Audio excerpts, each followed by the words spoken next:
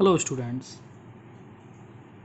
welcome to SMC online class by Rahul sir. Hope all of you are safe. आज हम लोग शुरू करते हैं फिजिक्स की क्लास 10th की और पहले लेसन से शुरू करेंगे। हमारा पहला लेसन जो है वह है लाइट, प्रकाश। और प्रकाश में यहाँ दो पार्ट हैं, एक है परावर्तन का और दूसरा है अपवर्तन का। तो आज हम पहला पार्ट उठाएंगे जो है परावर्तन, रिफ्लेक्शन। ये साइंस का लेसन नंबर 10 है। अब प्रकाश है क्या, आप सभी जानते हो कि प्रकाश जो है एक प्रकार की ऊर्जा है। अब ये ऊर्जा करती क्या है, जिससे वस्तुओं को देखा जा सकता है। आप कल्पना करिए कि किसी अंधेरे कमरे में क्या आपको कोई वस्तु दिखाई देगी? नहीं दिखाई देगी। कब दिखाई देगी? जब उस कमरे में प्रकाश मौजूद हो। अतः कह सकते हैं कि प्रकाश ही वह कारक है जो हमारे दृष्टि ज्ञान को जगाती है, अर्थात प्रकाश की सहायता से ही हम वस्तुओं को देख पाते हैं। अब प्रकाश स्रोत क्या है? प्रकाश स्रोत मतलब जहाँ से हमें प्रकाश मिलता है, मतलब जो प्रकाश को उत्सर्जित करती हैं, जो वस्तुएं प्रकाश को उत्सर्जित करती हैं वो प्रकाश स्रोत कहलाती हैं। जैसे कि बल्ब हुआ, सूर्य हुआ, मोमबत्ती आदि। अब प्रकाश स्रोत प्राकृतिक भी होते हैं और कृत्रिम भी होते हैं। प्राकृतिक का मतलब है जिसको नेचर ने दिया है, जैसे कि सूर्य, और कृत्रिम मतलब जो मानव ने बनाया है। ठीक है ना। आगे बढ़ते हैं, हमें वस्तुएं दिखाई कैसे देती हैं, कैसे ये प्रोसेस चलती है। तो देखते हैं, जैसे ये कोई वस्तु है और ये हमारा नेत्र है, मानव नेत्र, और ये है कोई प्रकाश स्रोत। अब हुआ क्या कि प्रकाश स्रोत से आया प्रकाश, ये प्रकाश, और ये इस वस्तु पे टकराया। वस्तु ने क्या किया, इस प्रकाश को अवशोषित किया। अवशोषित करने के बाद ये वस्तु प्रकाश को चारों दिशाओं में फैलाएगी। जब ये प्रकाश को फैला रही है वस्तु, तो फैली हुई प्रकाश किरणों को बोलेंगे हम लोग परावर्तित किरणें। तो ये परावर्तित होकर जब हमारे नेत्रों पर पड़ेंगी तब हमें ये वस्तु दिखाई देगी। अगर प्रकाश स्रोत हमारे नेत्र पर डायरेक्ट पड़ेगा तो हमें वस्तु नहीं दिखेगी। वस्तु हमें तब दिखेगी जब वस्तु से परावर्तित प्रकाश हमारे नेत्रों पर पड़ेगा। तो इस तरीके से हमें वस्तुएं दिखाई देंगी। अब प्रकाशिक माध्यम क्या है? प्रकाशिक माध्यम जहाँ से होकर प्रकाश गमन करता है, मतलब प्रकाश कहाँ चलता है। तो प्रकाश वायु में चल सकता है तो प्रकाशिक माध्यम वायु भी हो गया। पानी में चलता है तो पानी भी हो गया। कांच में चल सकता है प्रकाश तो कांच हो गया। ऐसे और भी, जैसे हीरा हो गया, ठीक है, रत्न हो गए। तो यहाँ ये सब हुए प्रकाशिक माध्यम। अब प्रकाश किरण क्या है? तो प्रकाश जिस सरल रेखा में गमन करता है, देखिए जैसे ये सरल रेखा में हमने बताया ना, तो ये प्रकाश किरण कहलाएगी। तो जिस सरल रेखा में गमन करता है, गमन करता हुआ प्रतीत होता है, उसे प्रकाश किरण कहते हैं। प्रकाश किरणों के समूह को प्रकाश पुंज, यस, लाइट बीम। अब प्रकाश, कई सारी प्रकाश किरणें इकट्ठी हैं तो उनको हम लोग लाइट बीम बोल सकते हैं। जैसे कि समांतर, पैरेलल लाइट बीम। पैरेलल में क्या हुआ, देखिए ये प्रकाश किरणों को देखिए, ये आपस में समांतर हैं। ठीक है, ये तीर जो हैं, ये तीर प्रदर्शित कर रहे हैं कि प्रकाश यहाँ से यहाँ जा रहा है। ये है अभिसारी किरणपुंज या कन्वर्जेंट। कन्वर्जेंट में क्या हुआ कि कई सारी प्रकाश किरणें आकर किसी एक स्थान पर मिल जाएं तो वो कन्वर्जेंट प्रकाश कहलाएगा या अभिसारी प्रकाश पुंज। और ये है अपसारी प्रकाश पुंज। अपसारी प्रकाश पुंज क्या होता है कि किसी एक बिंदु से प्रकाश की किरणें निकल तो रही कई सारी, लेकिन वो फैल रही हैं, तो इनको अपसारी प्रकाश पुंज बोलते हैं। जो समांतर प्रकाश पुंज है उसकी विशेषता होती है, उसकी विशेषता क्या होती है कि वो अनंत दूर से आता है और अनंत दूर को जाता है, जबकि अभिसारी और अपसारी की दूरी अनंत नहीं मानी जाती। अब हम देखेंगे परावर्तन क्या होता है। परावर्तन को अंग्रेजी में बोलते हैं रिफ्लेक्शन। जब प्रकाश किसी पृष्ठ से टकराकर पुनः अपने माध्यम में लौट आता है तो यह घटना परावर्तन कहलाती है। मतलब ये प्रकाश जा रहा है, ये कोई पृष्ठ हो गया, कैसा भी पृष्ठ हो, अगर ये प्रकाश आया, इस पृष्ठ से टकराया और ये लौट गया, जिस माध्यम से ये चल रहा था। यहाँ माध्यम हो गया मान लीजिए वायु, तो वायु से आई प्रकाश किरण, टकराई और लौट गई अपने ही माध्यम में। तो यह घटना जो है ये परावर्तन कहलाएगी। क्या कहलाएगी? परावर्तन। तो परावर्तन कौन कर सकता है? तो परावर्तन हमेशा परावर्तक पृष्ठों से होता है। तो परावर्तक पृष्ठ क्या होते हैं?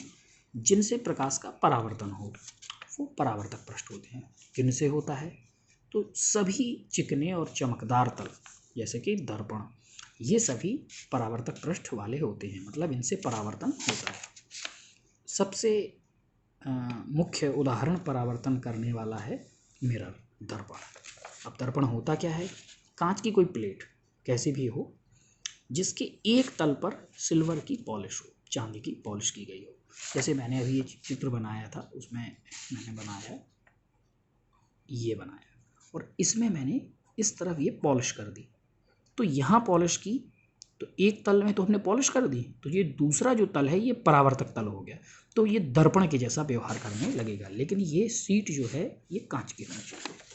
तो कांच की प्लेट जिसके एक तल पर सिल्वर की पॉलिश की गई हो, उसको दर्पण बोलते हैं। दर्पण कितने प्रकार के होंगे? दर्पण दो प्रकार के होंगे। एक समतल दर्पण जिसको बोलते हैं प्लेन मिरर, एक होता है गोलीय दर्पण जिसको बोलते हैं स्फेरिकल मिरर। Spherical mirror. तो दर्पण के दो पृष्ठ होते हैं, मैंने बताया पहले भी। परावर्तक पृष्ठ जिस पर प्रतिबिंब दिखाई देता है, और दूसरा होता है पॉलिश युक्त पृष्ठ, मतलब जिस पर पॉलिश की जाती है। जैसे प्लेन मिरर, समतल दर्पण क्या है देखते हैं।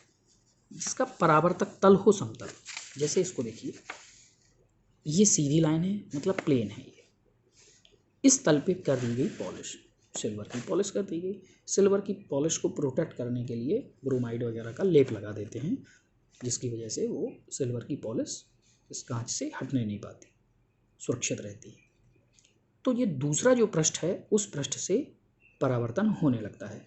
तो ये दूसरा पृष्ठ जो है वो परावर्तक तल कहलाने लगता है। तो इस तरीके से ये समतल दर्पण हो गया। घरों में जो चेहरा देखने के लिए हम यूज़ करते हैं दर्पण, वो समतल दर्पण होता है। अब जो समतल दर्पण है उससे बना प्रतिबिंब क्या करता है? तो समतल दर्पण से बना प्रतिबिंब नंबर 1 वस्तु के समान आकार का होता है, मतलब जितनी बड़ी वस्तु प्रतिबिंब भी उतना ही बड़ा बनेगा।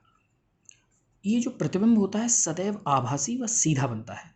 आप सीधे खड़े हो और किसी समतल दर्पण पे अपना प्रतिबिंब देख रहे हो, तो आपको अपना प्रतिबिंब भी सीधा दिखाई देता है।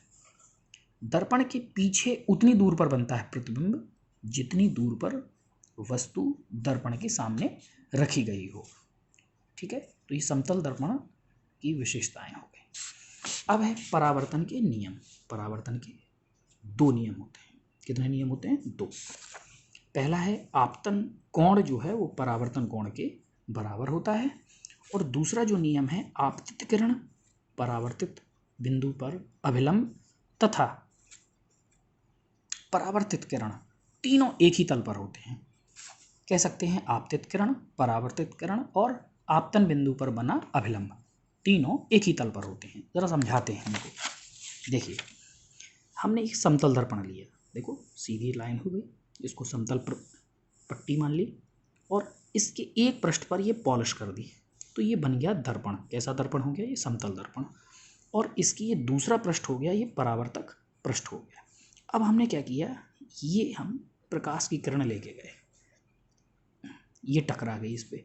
तो जो प्रकाश की किरण प्रकाश स्रोत से चल के इस दर्पण पर टकराई, उस प्रकाश की किरण को बोलते हैं आपतित प्रकाश किरण, इंसिडेंट रे।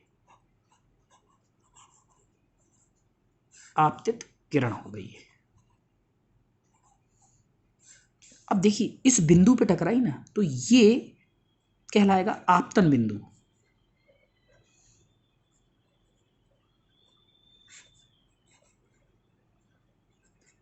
आपतन बिंदु। अब जो आपतन बिंदु है, इस आपतन बिंदु पर इस दर्पण के सापेक्ष एक अभिलंब खींचना है। तो ये अभिलंब खींच दिया। अभिलंब का मतलब है 90 अंश का कोण, ये लाइन। तो ये अभिलंब खींच गया, तो इसको बोलेंगे अभिलंब नॉर्मल।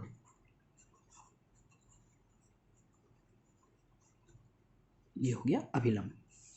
अब प्रकाश की किरण आई, आपतित किरण टकराई, ये वापस लौटेगी, तो ये लौट गई वापस, तभी तो परावर्तन होगा। ये प्रकाश की किरण परावर्तित प्रकाश किरण कहलाएगी। तो ये हुई परावर्तित किरण। अब आपतन कोण और परावर्तन कोण क्या है तो समझिए, ये आपतित किरण और ये अभिलंब, इन दोनों के बीच में जो बना कोण होता है ये कहलाता है आपतन कोण। इस आपतन कोण को इंसिडेंट रे बोलते हैं, इसलिए इसको एंगल आई। और अभिलंब के साथ परावर्तित किरण का ये जो बना कोण है ये कोण कहलाता है आर।